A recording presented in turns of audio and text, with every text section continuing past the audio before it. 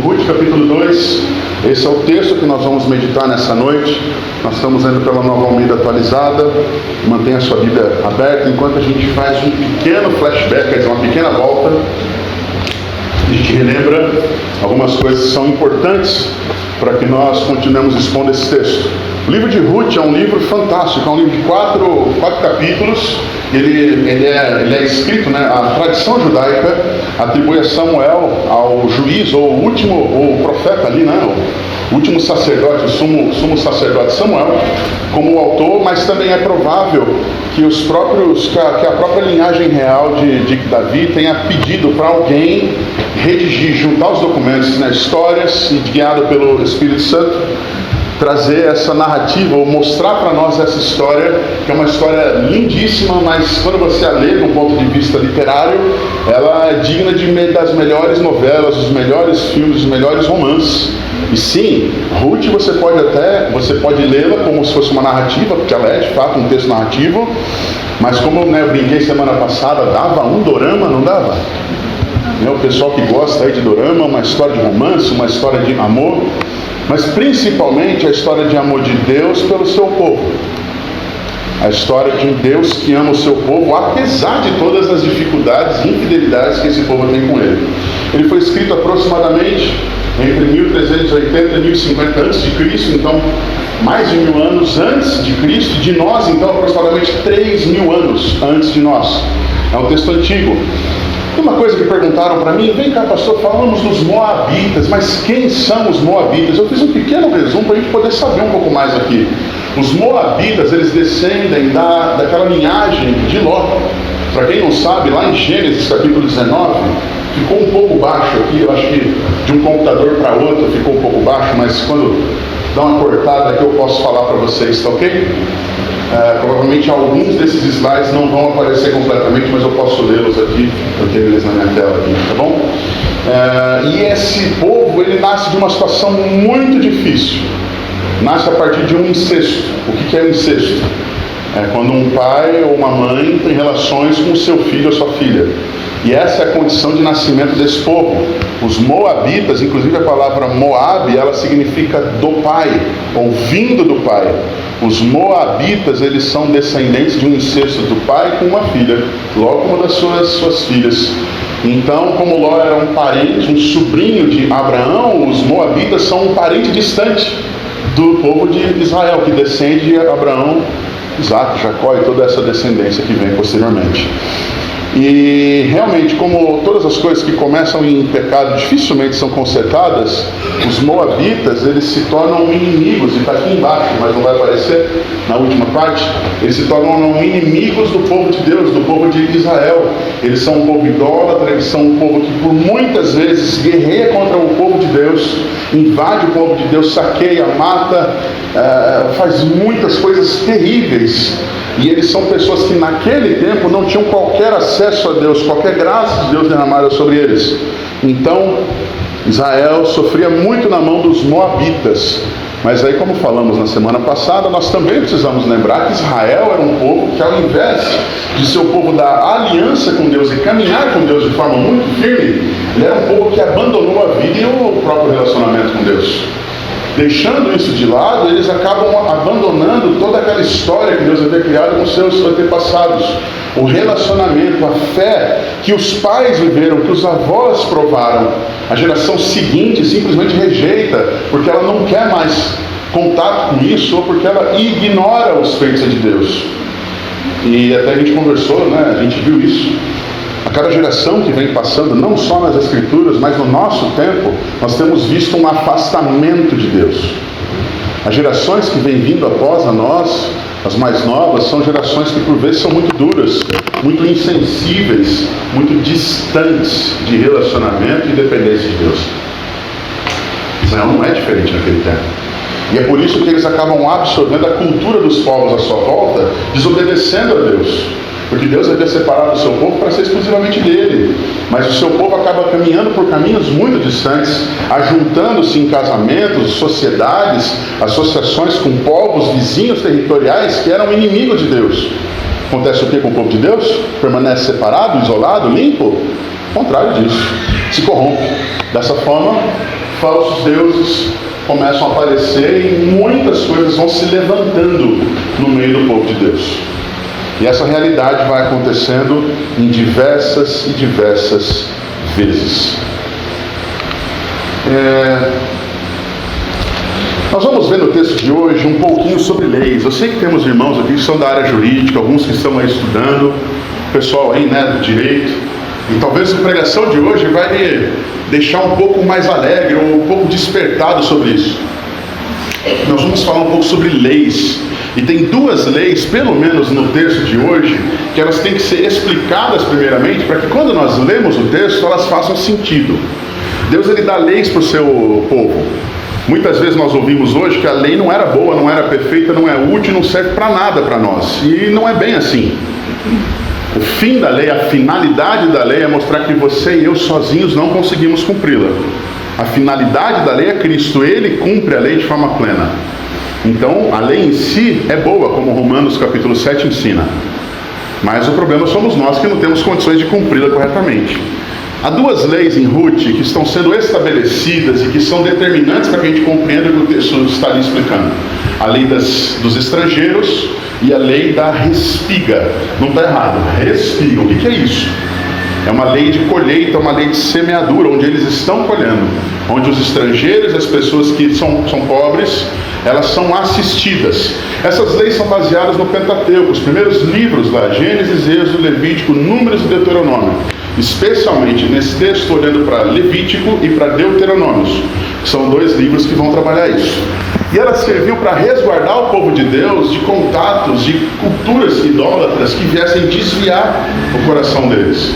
As leis, elas não eram proibitivas no sentido de não toca porque você não sabe o que é.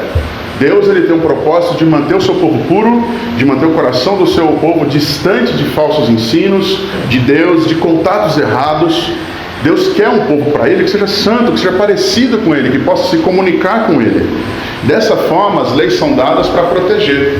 Ao mesmo tempo, essas leis, elas também serviam para mostrar o princípio de justiça do que é certo, não diante dos olhos dos homens, não daquilo que eu acho certo, daquilo que uma lei brasileira, uma lei internacional acha certa, mas aos olhos de Deus. O que é justo aos olhos de Deus? Essa pergunta é uma pergunta que você e eu precisamos fazer todas as vezes em que encontrarmos a palavra justiça nas Escrituras. O que é que Deus fez justiça para nós? O Filho dele, santo, perfeito, puro, justo, sem qualquer defeito, sem qualquer pecado, sem qualquer mancha, morrer, pagando o preço, a culpa, a condenação dos pecados de todo aquele que crê no seu nome, no seu sacrifício, na sua morte, na sua ressurreição. Justo isso? O justo morrendo pelos injustos? Isso é justiça aos olhos de Deus. Por quê? Porque jamais os injustos poderiam pagar uma pena que os tornasse limpos, puros e justos. Justiça aos olhos de Deus não é porque você perdeu um, você recebe 3. Isso não é justiça aos olhos de Deus. Justiça aos olhos de Deus é a justiça dele, não aquilo que você ou eu achamos que é justo. E é importante lembrar disso porque justiça aos olhos de Deus não está baseada em valores humanos, culturas, histórias, crimes, problemas, estelionatos ou quaisquer outras coisas. Justiça aos olhos de Deus está baseado no caráter dele. E uma coisa que não está aparecendo está aqui embaixo. Se você precisar depois desses slides, eu posso te dar, não tem problema nenhum. Só você pedir para mim, eu encaminho aí para você. A justiça, ou essas leis, tanto dos estrangeiros, especialmente respigas e estrangeiros, constando aqui nesse texto de Ruth 2, são duas leis importantes que vão nos lembrar que Israel também esteve cativo, escravo, dentro do povo egípcio. E eles não tinham leis de proteção sobre eles, ao contrário, eles eram realmente usurpados. Eles eram realmente escravizados ao ponto de injustiça ser algo comum. Israel, quando esteve cativo, não teve ninguém clamando por ele. O povo de Deus sofreu. E quando Deus liberta esse povo, o povo de Deus é orientado a quando alguém chegar e como um estrangeiro ou escravo ou qualquer outra coisa dentro do povo de Deus, a não ser tratado como Israel foi enquanto esteve sofrendo 430 anos no Egito.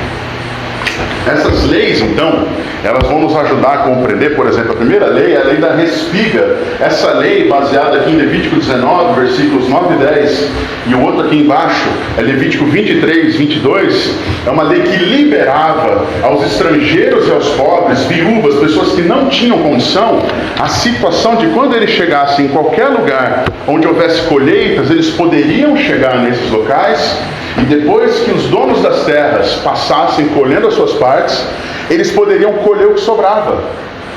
E não lhes seria roubo, eles não seriam condenados por isso, ao contrário, a lei de Deus previa que eles deveriam ser cuidados. E olha só, como essa lei é? Para o povo de Deus, o Senhor diz isso: quando você fizer a colheita da sua terra, não colha totalmente o canto do seu campo. Quer dizer, por meio. Mas os cantos você deixa, não os colha totalmente. Por quê? E nem volte para recolher as espigas caídas, aquelas que caem dos cestos, que talvez não sejam as mais bonitas. Não seja rigoroso demais ao fazer a colheita da sua vinha, nem volte para recolher uvas, não só então grãos, espigas ou coisas desse tipo, mas também as uvas que tiverem caídas no chão. Deixe, né, para quem? Para os pobres e os estrangeiros. Eu sou o Senhor, o Deus de vocês. Não é uma fala de, se eu faço isso que vai ser bom, eu vou te encher de bênçãos, eu vou deixar vocês fortes, vocês vão ter mais bênçãos. Ó, perdeu 2 espigas aqui, eu vou dar 30. Não é por isso. Eu, o Senhor, lhes mando isso, façam isso. Por quê? Porque a forma como Deus está demonstrando que eles deveriam agir com generosidade, que eles deveriam ser bons, assim como Deus era com eles. Levítico 23, versículo 22, que é o que não está aparecendo aqui, fala o seguinte: quando fizerem a colheita na terra de vocês, não colham até as beiradas do campo, nem recolham as espigas que caíram durante a colheita. Deixem essas espigas para os pobres e os estrangeiros. Eu sou o Senhor, o Deus de vocês. Deus cuidando de um povo que não é o seu povo. Observe, as leis são para o povo de Deus, mas Deus é ruim com os outros povos? Não. E há pessoas dizendo que o Antigo Testamento é mau. Há pessoas hoje dizendo que quando a Bíblia fala do Antigo Testamento, ela fala de um Deus ruim. Ao contrário, esse Deus é o Deus que estabelece leis para cuidar daqueles que são oprimidos, os excluídos. Aqueles que nós chamamos hoje talvez de minorias. Deus nunca fechou os olhos para os oprimidos. E essa é uma verdade importante. Tanto que o Evangelho não é só para aqueles que parecem ser bons. Na verdade, diante de Deus e por causa dos nossos pecados, todos nós somos oprimidos. Todos nós somos pecadores. Todos nós somos indignos de qualquer coisa de Deus. É por isso que nós somos salvos pela graça, que é um favor que nós não merecemos.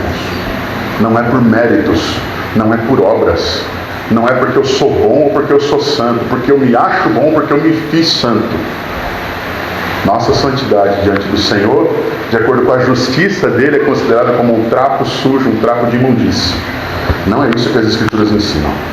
A segunda lei que esse texto vai nos falar é sobre a lei de proteção social do estrangeiro, que era uma lei que determinava que o estrangeiro não poderia sofrer opressão. Ele não pode ser tratado com desigualdade.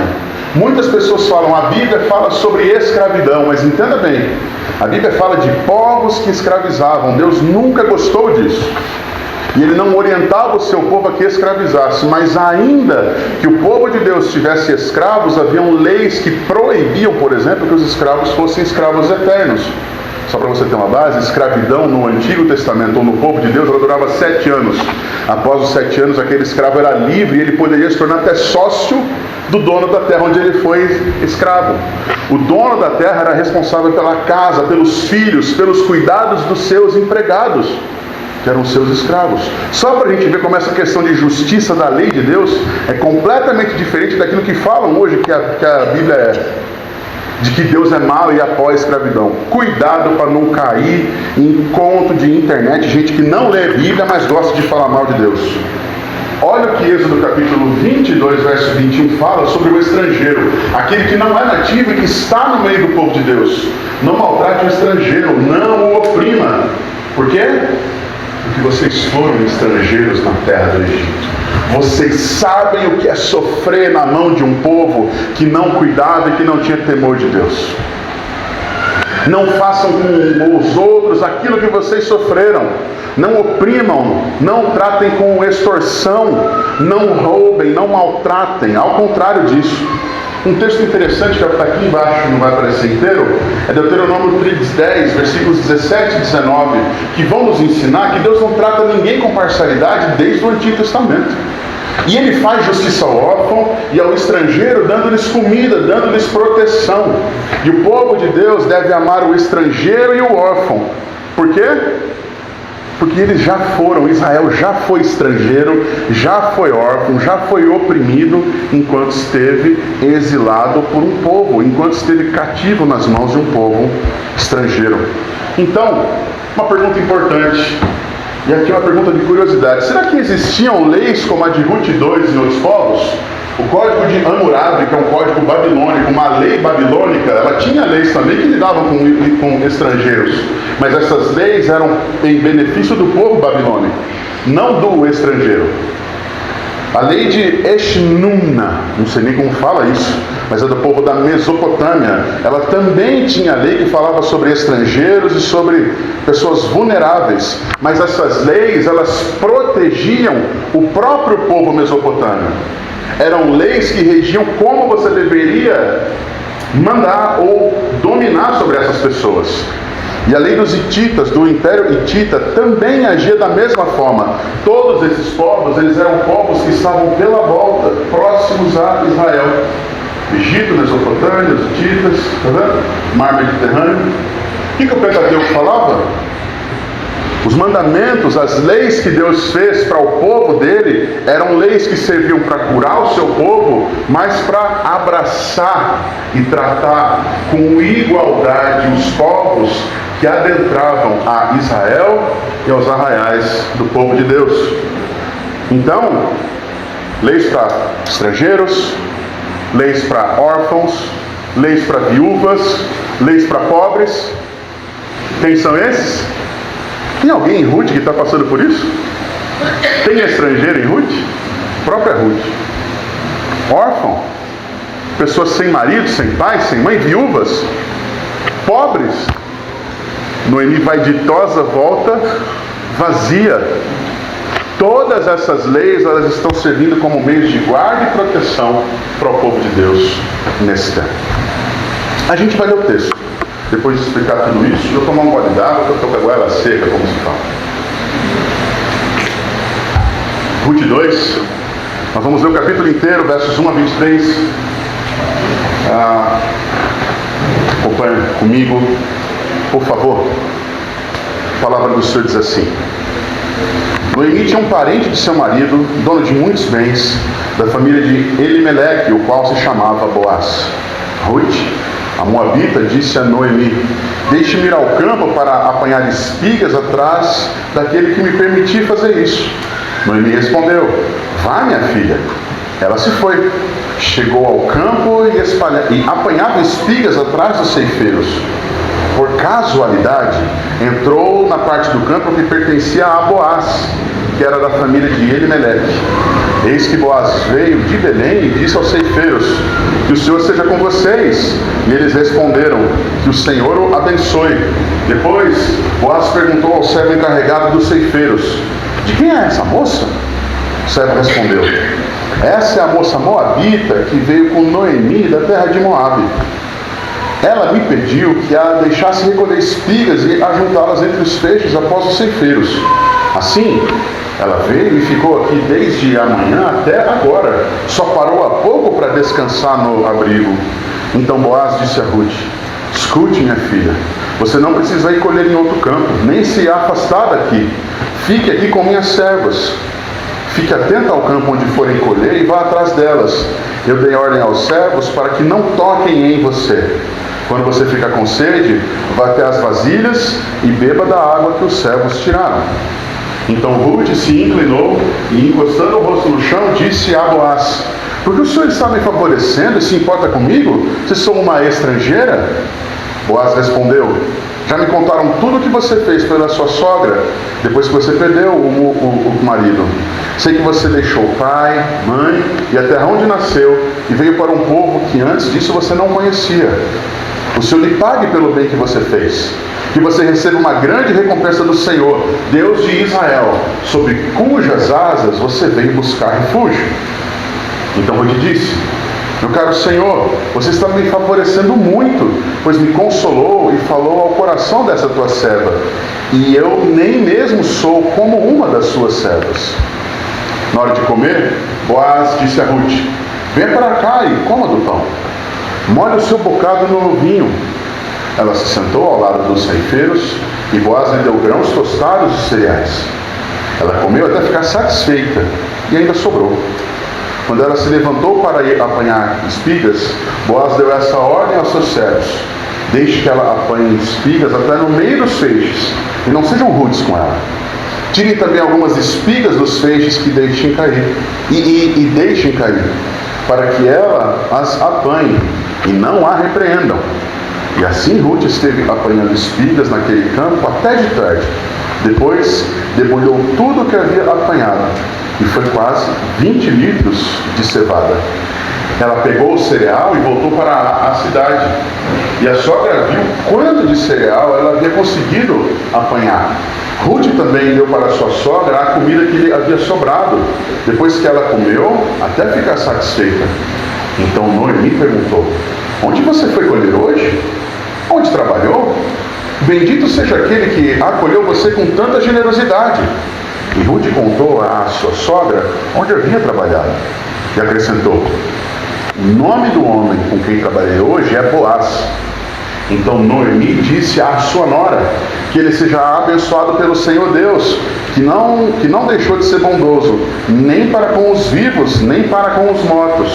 E Noemi acrescentou: esse homem é nosso parente chegado e um dos nossos resgatadores.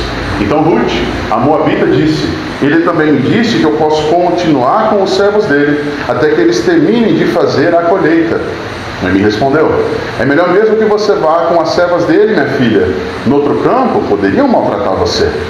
Assim Ruth ficou na companhia das servas de Boaz para apanhar espigas, até que a colheita da cevada e do trigo se acabou, e continuou morando com a sua sogra. Amém? Essa é a palavra do Senhor. Quero orar com você mais uma vez nesse momento. Santo Deus, nos ajuda, Pai, a poder entender a sua palavra nesse tempo, e com alegria nos deleitarmos no Senhor. Que a tua palavra venha nos alcançar, venha fazer com que nós tenhamos realmente, ó Deus, o desejo de nos aproximar de Ti e sermos ministrados por Tua graça nessa noite. É a oração que fazemos a Ti, ó Deus, com alegria em nossos corações, pedindo a Ti que nada e ninguém venha nos atrapalhar no entendimento e na caminhada contigo nessa noite. É a oração que fazemos em nome do Senhor e Salvador Jesus. Amém. A grande ideia, ou aquela frase central que nós chamamos, o título desse sermão, na verdade, está aqui do lado esquerdo, é a providência do recomeço da vida comum. Por quê? São duas mulheres que estão vindo de uma vida onde elas perderam tudo. Seus maridos morrem, elas deixam para trás as suas riquezas, seus bens, e agora elas estão voltando para a sua terra para recomeçar.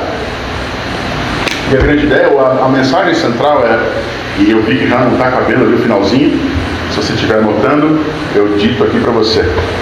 A providência de Deus opera silenciosamente no cotidiano, usando sua própria lei e a fidelidade de pessoas comuns para sustentar e preservar a sua promessa. A providência de Deus opera silenciosamente no cotidiano, usando sua própria lei e a fidelidade de pessoas comuns para sustentar e preservar a sua promessa.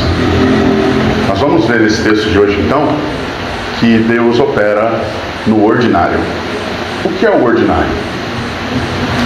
O comum da vida. Que Deus comanda quando não há grandes holofotes. Que Deus rege a nossa história e as nossas vidas quando não há grandes evidências ou quando não há grandes crises. Mas Deus também é o Senhor no meio das crises. Ele não opera simplesmente e age quando só há impossíveis. Ele é o Deus que, de forma providencial, antes que existam necessidades, pode deixar até leis determinadas para o seu próprio povo, para que pessoas, quando passarem por dificuldades ou lutas, sejam assistidas pela providência anterior de Deus, anterior às necessidades de qualquer pessoa que foi alcançada por isso, posteriormente. São 23 versículos, irmãos. É o que tudo indica. Até as 10h50 a gente termina. Não houve nenhum amém, eu vou ter que ser mais rápido do que isso. Nos próximos minutos, se assim o Senhor permitir. Vamos ver algumas sessões. A primeira sessão, versos 1 a 3. Eu não vou colocar todos os versos em todas as sessões, porque eu não quero ser massivo, mas eu quero convidar você a deixar sua Bíblia aberta. Eu vou ler bastante coisa e nós vamos comentar, perceber os princípios de como as Escrituras têm nos apontado. Eu acho fantástico esse texto, porque ele começa demonstrando como uma boa novela, uma boa história, ele vai inserindo personagens. De repente, nós acabamos agora de ver um cenário triste, né? No final do capítulo 1, Noemi voltando triste, vazia, amarga, Ruth, uma estrangeira com ela, sem conhecer ninguém, as pessoas olhando e falando assim, mas essa daí era Noemi, a agradável? Não me chame mais de agradável, agora eu sou Mara, amarga, vazia, porque o Todo-Poderoso estendeu a sua mão de ira sobre mim, como se Deus tivesse de fato feito o que fez com ela, de uma forma a puni-la, e a gente vai olhando para o texto e percebendo que não é isso. Noemi tinha um parente de seu marido, dono de muitos bens da família de Elimeleque, o qual se chamava Boaz. E eu brinquei até semana passada, me lembrando que em alguns filmes, quando o mocinho é da história, o bonitão, o cara que vai vencer o mal e vai conquistar a mocinha, dá um beijo no último instante com uma explosão de fundo, ele aparece no filme, normalmente ele vai aparecer numa visão, talvez, numa cena de ação, ou talvez aparecendo fazendo coisas legais. Boaz aqui, ele vai aparecer, parece que tem uma câmera de longe filmando Boaz, chegando no seu trabalho. Ela tinha um parente do seu marido, quer dizer, alguém da família dela, mas que tinha ligação com o seu marido, para que a gente possa, inclusive, semana que vem falar mais sobre isso. Guarda isso.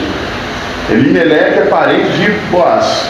Mas olha que detalhe interessante, esse homem era dono de muitos bens. Oh, que maravilha, para quem está chegando quebrada, valeria a pena achar alguém dono de muitos bens, né? Se você concordou com isso, seu coração é interesseiro, vai orar. Brincando, mas observe os detalhes que o texto dá. Eles são intencionais. Não estão escritos à toa. Esse homem chamava-se Boaz. Mas de repente, a continuidade dos versos 2 e 3 larga Boaz para trás, porque o texto começa a dizer o quê?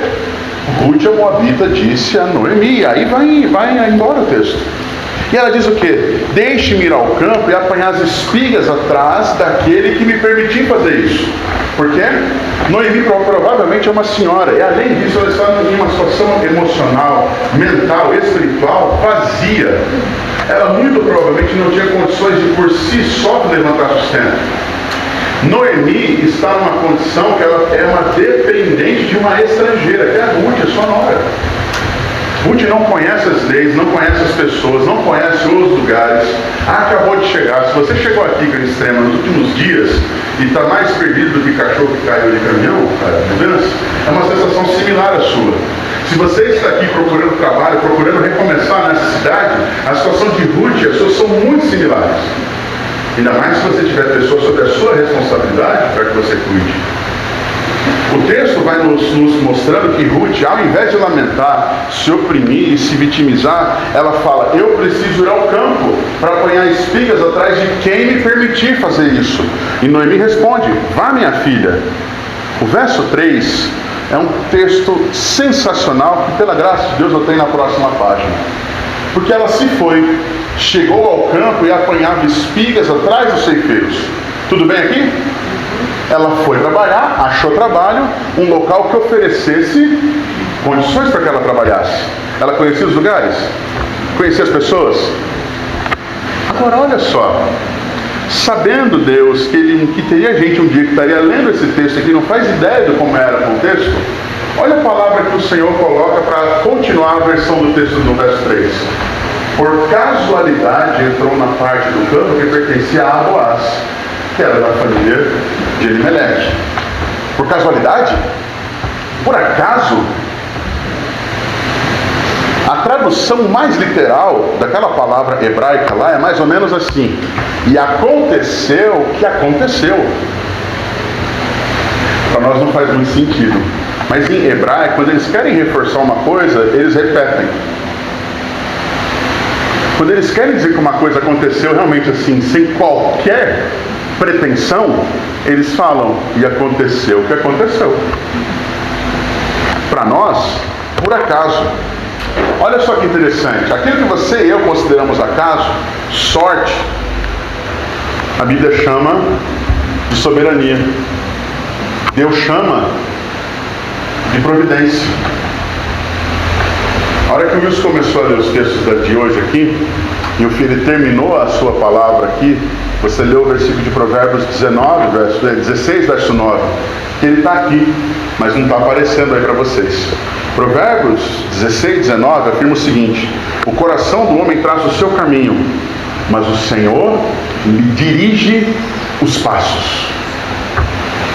Noemi precisava de sustento? Ruth se manifesta para isso?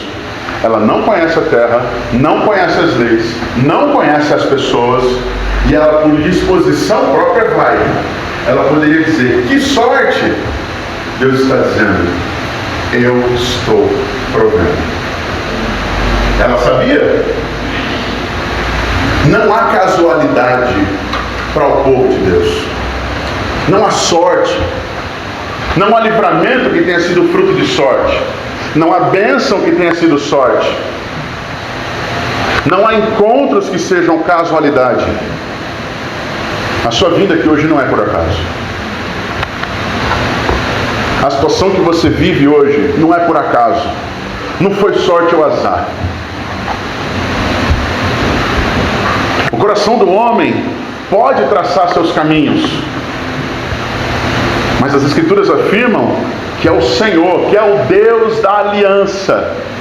A gente inclusive cantou que é Deus de aliança, Deus de promessa e Deus que não é homem para mentir. É esse Deus que dirige os seus passos.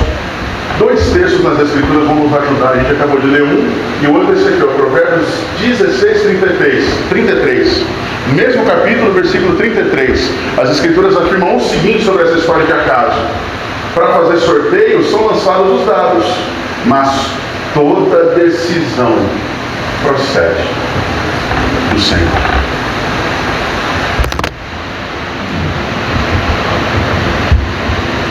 Como é que a gente explica esse versículo? Há um contexto por volta disso. A ideia de lançar sortear dados no mundo antigo, era equivalente a você pensar no aleatório, o que caísse, o que acontecesse, contar com acaso. É como se nós estivéssemos dizendo, para que o acaso possa acontecer, para fazer com que o acaso exista, há decisões procedendo de Deus. Deus seria soberano se Ele não tivesse domínio absoluto sobre todas as coisas? Entendeu a pergunta? Seria Deus soberano se Ele não tivesse domínio e controle absoluto sobre todas as coisas? Não.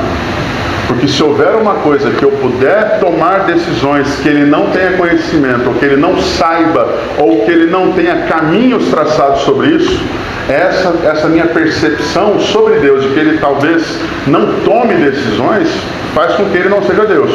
Como assim? Porque se eu creio num Deus que Ele é soberano, mas que Ele permite ou me dá condições que eu tome decisões que o eximam de responsabilidade, Ele deixa de ser Senhor. E aí, meus irmãos, há um problema sério, porque o caso de Ruth que nós estamos vendo aqui, observe, ela tem iniciativa. Verso 2: deixe-me para o campo apanhar espigas atrás daquele que me permitir fazer isso. Noemi dá o aval, vá. Ela conhece? Ela sabe? Verso 3 fala o quê? por casualidade, ela entra no campo de quem?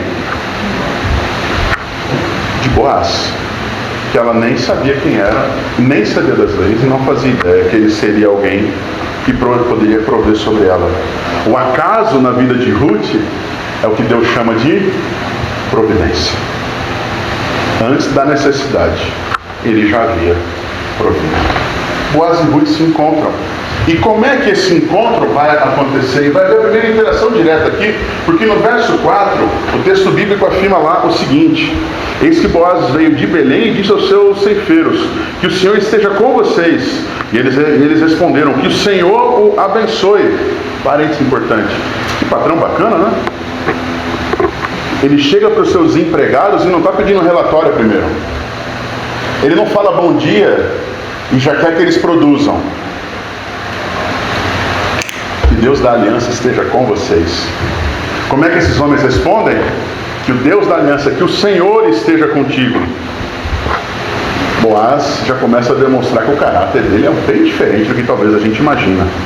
E depois disso, Boaz olha para tudo que está acontecendo e pergunta, olha que pergunta, para alguns dizendo, machista. A pergunta, verso 5, de quem é essa moça? A gente acha isso estranho, né? Mas aqui em Minas, quando você quer conhecer alguém, você pergunta o quê? Você é filho de quem? Não é verdade? Eu não sou daqui, mas eu estou vendo que é assim que funciona.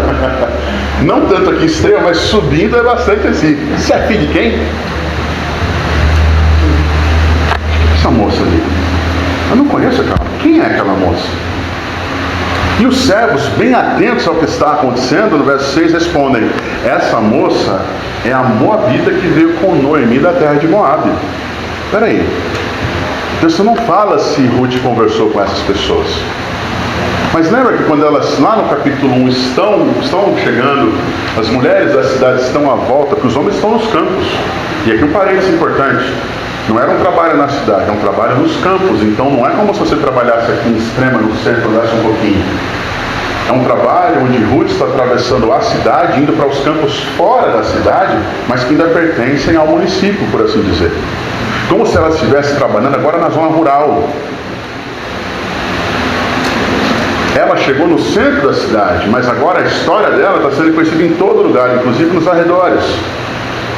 Essa mulher, verso 7, me pediu que deixasse colher espigas e juntá-las entre os feixes após os ceifeiros.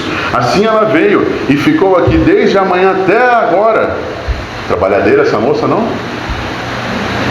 Quando que Boaz chega? É no meio do dia? No fim do dia?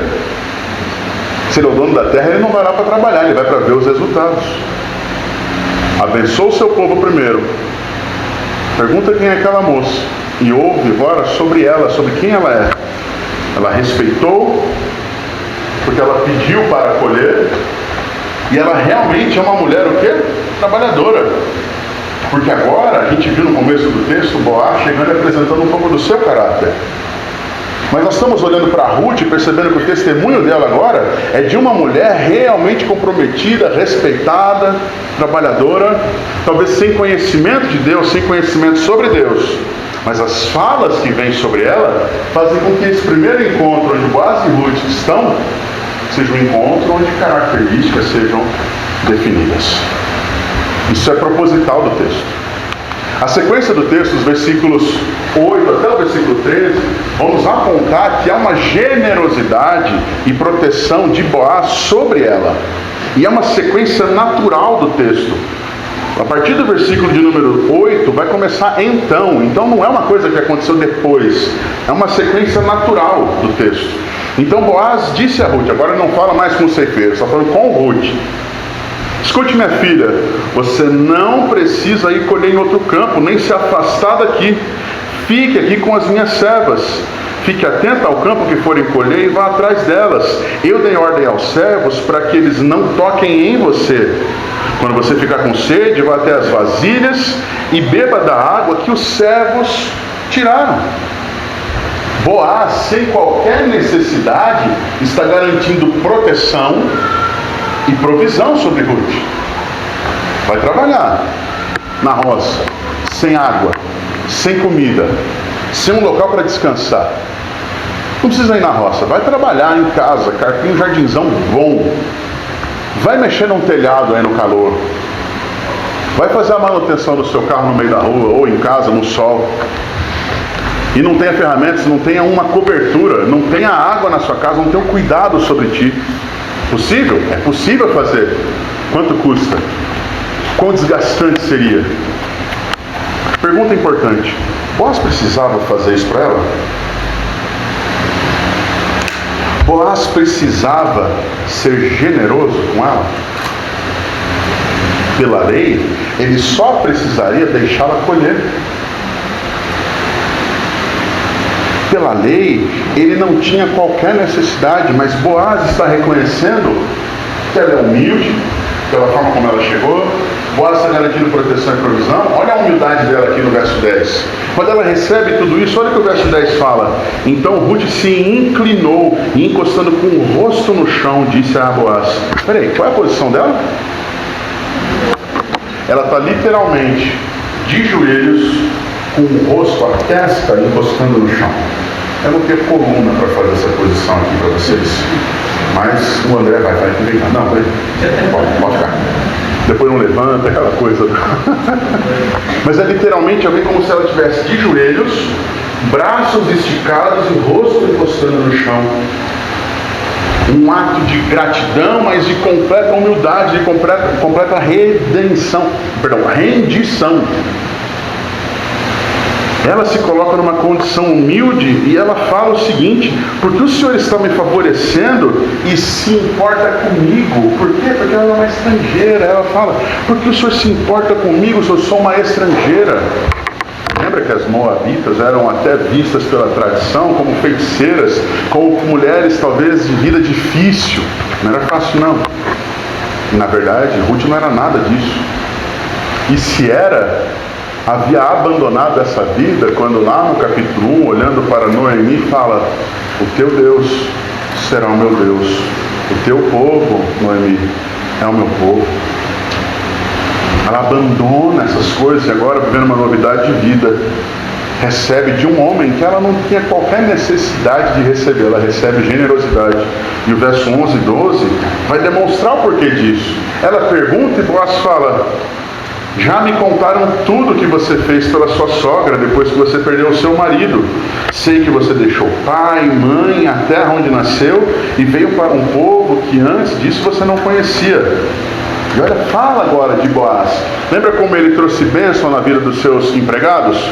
Olha o que ele fala com essa mulher sem que ele tivesse qualquer necessidade. Ele diz o seguinte: o Senhor lhe pague pelo bem que você fez, que você receba uma grande recompensa do Senhor, Deus de Israel. E olha a frase que ele fala: sob cujas asas você veio buscar refúgio. Boaz reconhece que Ruth não apenas acompanha Noemi, mas que Ruth agora, ela busca o Senhor e está debaixo, ou está buscando estar debaixo dos cuidados do Senhor. Os Salmos mostram em determinados momentos que Deus usa figuras de linguagem para mostrar o seu cuidado com o seu povo. E uma dessas figuras é que Deus, assim como uma galinha faz com os seus pintinhos, Ele os coloca debaixo das suas asas. Se uma galinha estiver com um pintinho debaixo das asas, não vai brincar com os pintinhos, tá bom? Você pode se dar mal. Porque ela vai dar o seu sangue, ela vai dar um jeito de proteger seus filhos, sua prole, de qualquer jeito. Deus também cuida dos seus filhos e daqueles que buscam refúgio nele de uma forma incomparável. Não há quem possa ultrapassar a guarda e proteção que o Deus que não dorme, que não se cansa, como cantamos hoje aqui. Esse Deus que não se canta, não deixa de cuidar daqueles que são dele. Nós podemos confiar nisso. Por isso, a generosidade que Boaz tem é resultado de entender quem Deus é e o que Ele está fazendo por meio de Ruth e com Ruth. Nesse momento, no verso 13, Nesse versículo 12 ainda, é uma fala dele importante, quando ele fala que o Senhor lhe pague pelo bem que você fez, que você receba a grande recompensa do Senhor de Israel, Deus de Israel, sob cujas asas você veio buscar refúgio. E Ruth então responde: eu quero, Senhor, você está me favorecendo muito, pois me consolou e falou ao coração dessa sua serva. E eu nem mesmo sou como uma de suas servas. Ele é generoso, ele é bondoso, ele é alguém que abençoa. Da mesma forma como Deus, sobre o seu povo, ele é um Deus que tem amor leal sobre o seu povo. Há uma palavra em hebraico que nós vamos trabalhar mais na próxima semana. Ela não se fala exatamente assim, mas é algo parecido com isso. Hesed. Essa palavra significa amor leal de Deus. O amor leal de Deus, ele é imparável. Ele não está vinculado à fidelidade de quem recebe o seu amor. Esse amor leal, ele está vinculado à pessoa de Deus. Inclusive nós cantamos agora há pouco aqui 3 palavrinhas só, e tem gente que acha que 3 palavrinhas só não tem a ver com o sermão, não tem a ver com o texto que nós estamos ministrando. Quais são as 3 palavrinhas que nós cantamos agora há pouco sobre Deus? Deus é o quê? Amor. Não só um amor de sentimentos, mas ele expressa o seu amor de forma leal, fidedigna e inquebrável. E como é que esse texto está apresentando o amor leal de Deus sobre Ruth? A fala de Boaz: que o Senhor, Deus da aliança, lhe pague, lhe retribua pelo que você fez de amor e de bem para a filha dele, Noemi. A sequência do texto, versículos 14 a 16, nós já estamos caminhando agora para um passo longo, nós vamos dar passos longos agora. Há uma mesa de graça agora com Boaz ali, onde Ruth vai sentar-se com ele, vai ter um tempo com ele. E nesse momento, ela vai experimentar algo muito interessante, porque agora é como se nós estivéssemos ainda naquele cenário onde as pessoas estão se conhecendo, mas parece que é um close agora, uma mesa onde Ruth e Boaz vão assentar-se. Versos 14 a 16 afirma o seguinte: que na hora de comer, Boaz disse a Ruth: vem para cá e coma do pão. Molhe o seu bocado no vinho, a mesa que ele está. Ele está literalmente convidando à mesa dele. Ela se sentou ao lado dos ceifeiros e Boaz lhe deu grãos tostados e cereais. Ela comeu até ficar satisfeita e ainda sobrou. Quando ela se levantou para ir apanhar espigas, Boaz deu essa ordem aos seus servos: deixe que ela apanhe espigas até no meio dos feixes, e não sejam rudes com ela. Tirem também algumas espigas dos feixes e deixem cair, para que elas apanhem e não a repreendam. Sabe o que está acontecendo, gente? Boaz agora, ele convida a Ruth para comer com ele, e esse momento é o momento em que ele faz algo maior. Agora ele está fazendo por ela uma generosidade, sendo generoso além do que a lei exige, além do que a Bíblia requer. Um amor, um cuidado, um carinho, uma retribuição, uma ajuda, uma bênção que vai além do que é justo, além do que é o correto. Será que nós trabalhamos com justiça além do que é necessário? Ele não tinha qualquer lei moral ou lei de Deus que viesse dizer que ele deveria fazer mais do que ele já tinha feito por Ruth. Mas há um texto que não está aqui na tela, mas é Mateus 5:20, você pode ler aí, por favor, onde o Senhor Jesus, ele deixa um princípio para mim, para você, um princípio que é eterno, sobre o que é justiça e o que é generosidade diante do Senhor. Porque lá naquele texto o Senhor Jesus fala assim: porque eu afirmo que se a justiça de vocês não excederem muito a dos escribas e dos fariseus, jamais entrarão no reino dos céus. Se vocês fizerem como meus filhos apenas o que a lei determina, não há transbordar no coração de vocês. Não há o desejo de abençoar. O reino dos céus, que é um reino onde não é apenas a justiça que nos é dada, nós não apenas temos acesso a Deus, ficamos num cantinho, ao contrário, pela ação de Deus e pela graça em Cristo, nós hoje podemos nos relacionar completamente com Ele. Nós vamos habitar com Ele, não apenas na cidade onde Ele mora. Ele será o nosso Deus e nós seremos o seu povo. Isso ultrapassa a nossa justiça ou a justiça que a lei estabelece. Boaz podia não saber das falas do que Jesus disse séculos depois em Mateus. Mas o princípio de generosidade, de ultrapassar o que é o certo, ir além do que é necessário, sem dúvida, já estava no seu coração. Qual é o resultado disso? Vai haver abundância de provisão na vida de Ruth. Qual é o resultado aí desse trabalho dela? Verso 17 fala que Ruth colhe um efa de cevada. Na minha tradução já dá o nome certo. Então Ruth esteve apanhando espigas no campo até a tarde. Depois debulhou o que havia apanhado e foram quase 20 litros de cevada. Era algo como se ela tivesse escolhido grãos para encher um pote de aproximadamente 20 litros. E a ideia do litro aqui talvez um litro cúbico, não é apenas uma questão de uma medida fina, é como se fosse um vaso bem grande, onde ela deve estar levando aproximadamente 20 quilos de grãos. Para onde? Para si mesma? Vai colher 20 quilos ou 20 litros de cevada só do que sobra. Quanto de cevada ela deveria colher? Quanto tempo ela levaria para isso? Mas a generosidade derramada sobre ela, a graça que foi estendida sobre ela, faz com que ela receba muito mais. É interessante pensar nisso, porque a inesperada providência agora se torna visível em abundância.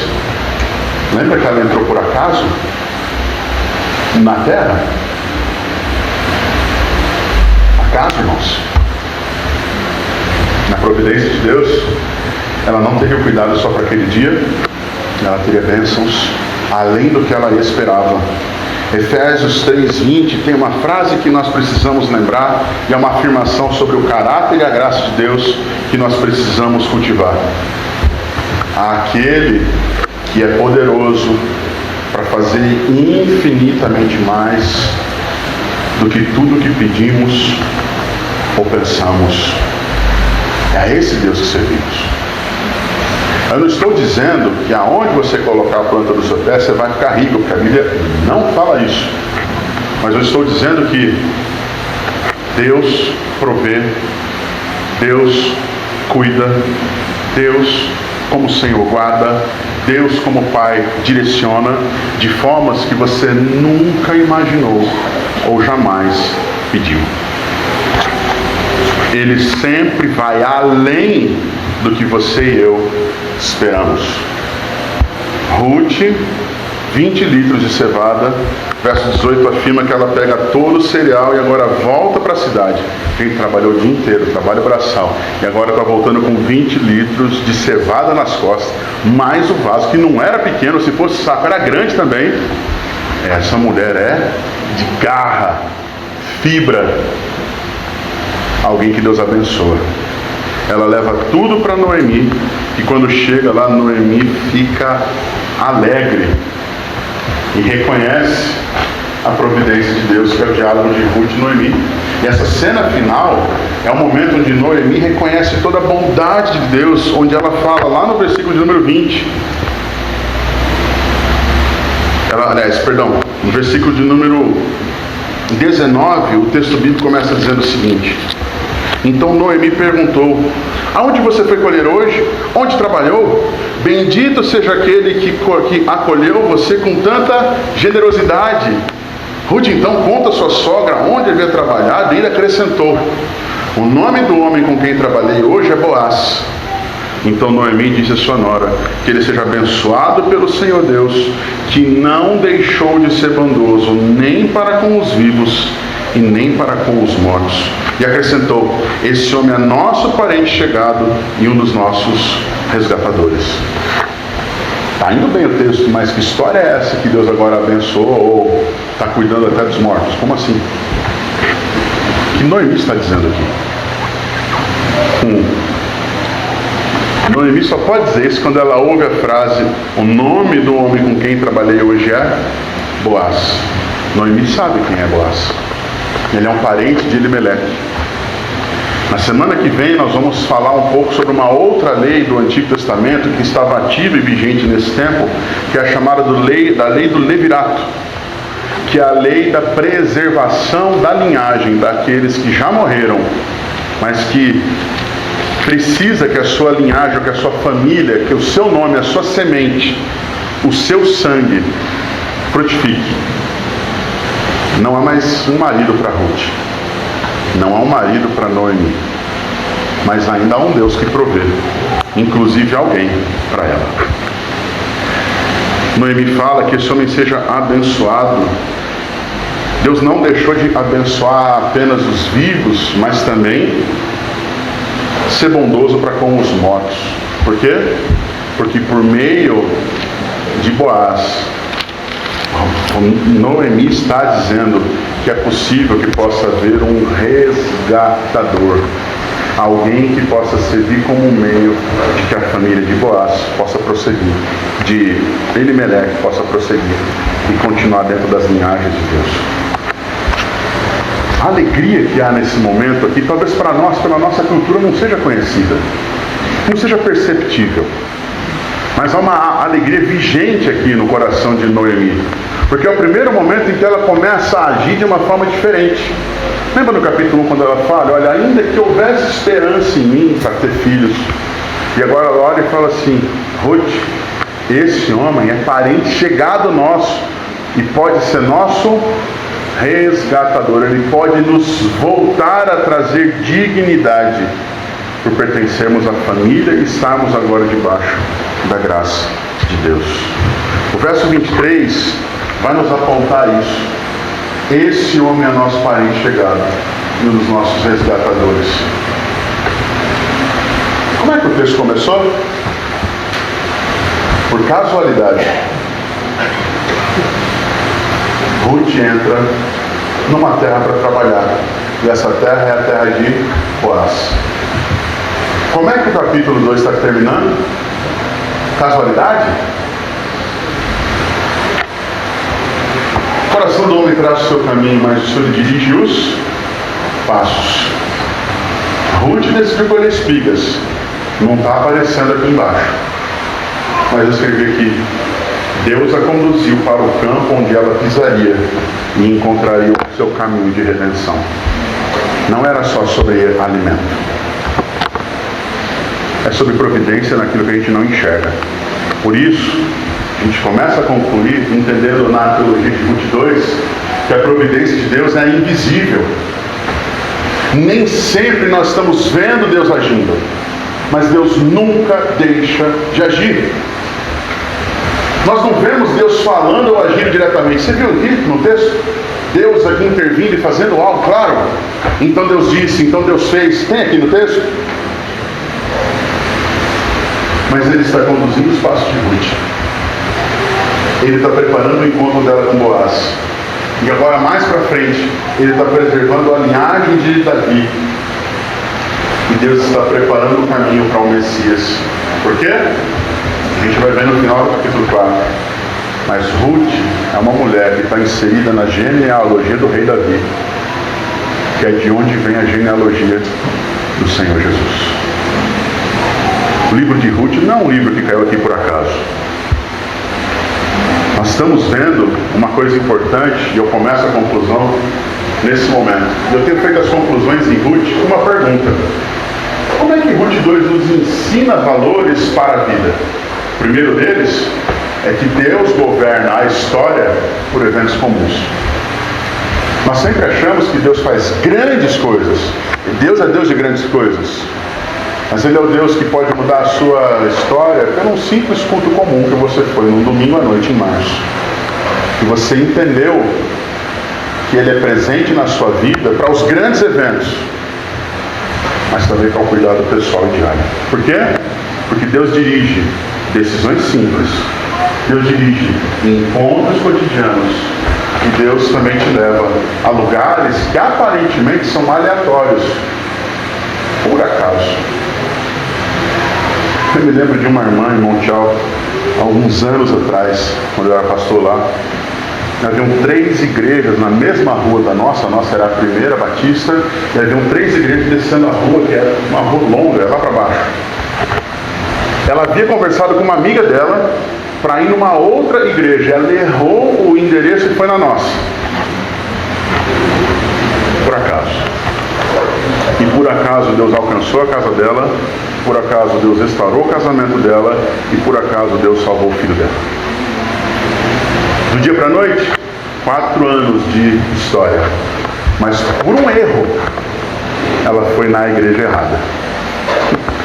E ali Deus escreveu o caminho certo.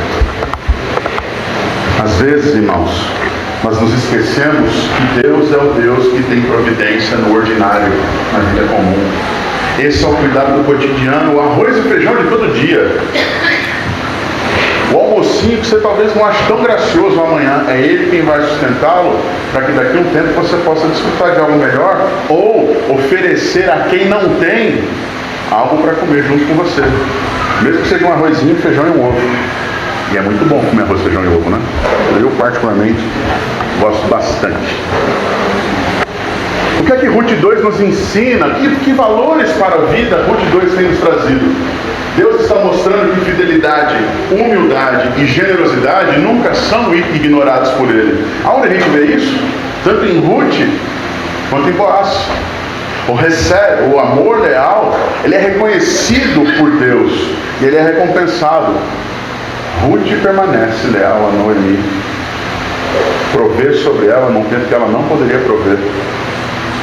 Deus é leal a Ruth sem que ela o conheça, e usa Boaz como instrumento de generosidade sobre ele. Leia só, entenda isso, legal. O amor aqui, o amor comprometido que se expressa em ações concretas para preservar ou abençoar o outro. Esse amor leal é isso nesse texto. Porque em Ruth, o amor leal é um estilo de vida. Como assim? Ruth experimenta o amor leal pela lei. Como? A lei da espiga e a lei dos estrangeiros, provendo sobre ela. Ruth vive o amor leal no cuidado com a sua sogra.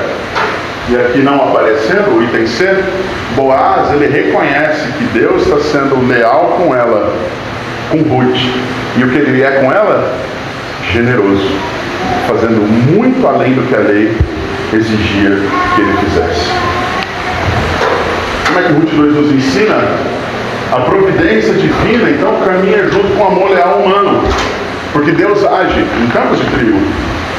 Deus age em decisões de bondade. Deus age em decisões simples.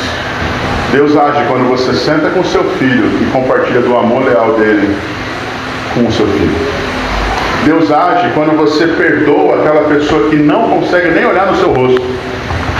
Faz com que você, seguindo as Escrituras, se o teu irmão pecar contra você, você que sofreu, vá até ele. Talvez o pecado que essa pessoa cometeu com você é fruto de um coração duro. E Deus esteja usando você como um instrumento para quebrantar esse coração. Deus age de maneiras que você talvez não queira entender que são tão boas assim. Uma vez um senhor chegou em mim e falou: a minha maior luta e minha maior dificuldade na vida foi levar meus filhos ao caminho do Senhor. Por quê? Porque era muito difícil fazer com que meus filhos amassem a Deus. Porque era muito difícil fazer com que meus filhos tivessem prazer a estar frequentando a igreja e se envolvendo com ela. Aí a pergunta que foi feita é: o que mudou? E aí aquele senhor falou: quando meus filhos começaram a ver em mim que eu não apenas ia à igreja para receber coisas, mas que eu ia lá porque eu amava Deus, aprendi de Deus, e Deus transbordou através de mim, eles começaram a ver frutos sobre a minha vida, e esses frutos alcançaram o coração deles. Você incentivar o seu filho a frequentar a igreja, você não deve fazer isso porque você tem medo do inferno. Ao contrário, você deve incentivar o seu filho a ir à igreja Porque não há amigo, não há Deus, não há Pai, não há Senhor melhor do que o Salvador e Senhor Jesus Cristo que você possa apresentar para o seu filho. Só que se o seu filho não enxergar que há prazer na sua vida com Deus, ele vai enxergar o prazer que você tem em copiar de você. A vida comum, irmãos, é o maior testemunho que a gente tem para dar de Jesus. E eu aqui no púlpito falando de Cristo, é fácil. Se amanhã um cara me fechar no trânsito e você não me vir xingar ou descer para bater nele, você vai ver, opa, parece que esse pastor é crente mesmo. Mas se eu descer e bater nesse cara, o que esse sermão meu vai significar para você? Nada. Se você falar que Deus é tudo na sua vida, mas você for mesquinho na sua vida financeira, que tudo é esse? Se você fala que Deus é a prioridade da sua vida, mas a sua vida com Deus resume-se a um domingo à noite, quando você não tem mais nada para fazer, que amor a Deus é esse que você tem, que seu filho vai querer copiar? Ao contrário. Percebe? Nós ignoramos o cotidiano e pedimos a Deus o extraordinário. Deus atua principalmente nas nossas vidas por meio da vida comum. Por quê? Porque Deus manifesta o seu amor leal quando o seu povo pratica fidelidade e generosidade na vida comum. Ou Deus traz providências invisíveis com graça experimentada na vida comum, para que assim, que não está aparecendo ali, Deus seja reconhecido nas nossas vidas. Quero terminar essa pregação lembrando você daquilo que a gente chama de grande ideia do livro. Se você puder ler comigo, eu agradeço. Soberania e bondade pactual de Deus transformam tragédia em redenção, preservando sua promessa por meio da fidelidade de pessoas comuns. Ruth é comum? Não é uma pessoa comum? Vocês estão vendo algum rei aqui nesse momento? Algum profeta? Algum sinal miraculoso do céu? Não. Por quê? Porque a providência no recomeço da vida comum é a forma como Deus lida. E aqui apareceu tudo nessa. A providência de Deus opera silenciosamente no cotidiano, usando a sua própria lei e a fidelidade de pessoas comuns para sustentar e preservar a sua promessa. A sua vida comum? Se a sua vida é comum, se você é uma pessoa comum, se você é alguém que tem vivido uma vida comum, saiba que a sua vida é um meio pelo qual o extraordinário de Deus pode acontecer para alguém ou para você mesmo. Vamos orar? Chama o pessoal da música à frente para a gente cantar a última canção e encerrarmos o sermão dessa noite.